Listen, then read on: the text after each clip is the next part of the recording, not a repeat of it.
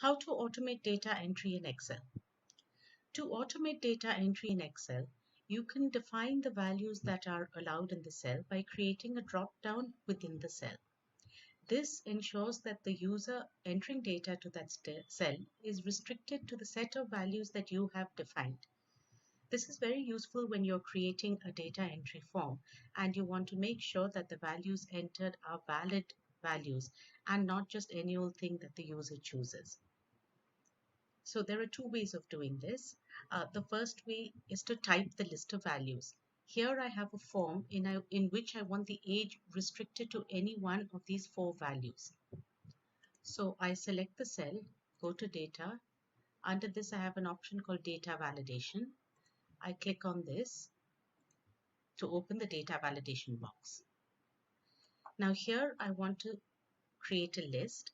So I will define what the values are. I'll say under 18. I separate these values by using commas, 18 to 40, 40 to 50, and over 50. And I say OK. When this is done, you will see that a little arrow appears here indicating there's a drop down.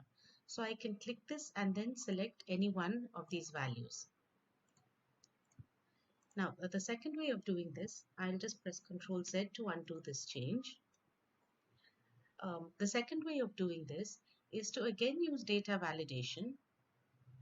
But here, when I say list, instead of typing the values for the source, I will select this list over here and say OK. So this has the same effect. It creates a drop down and I can select any one of the values given over here. The advantage of this approach being is that especially if you have a very long list, it's easier to create it rather than typing it in manually.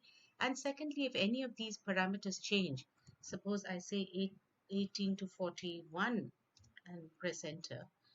When I go there, it is automatically updated in the list. So this is how you can automate data entry in Excel.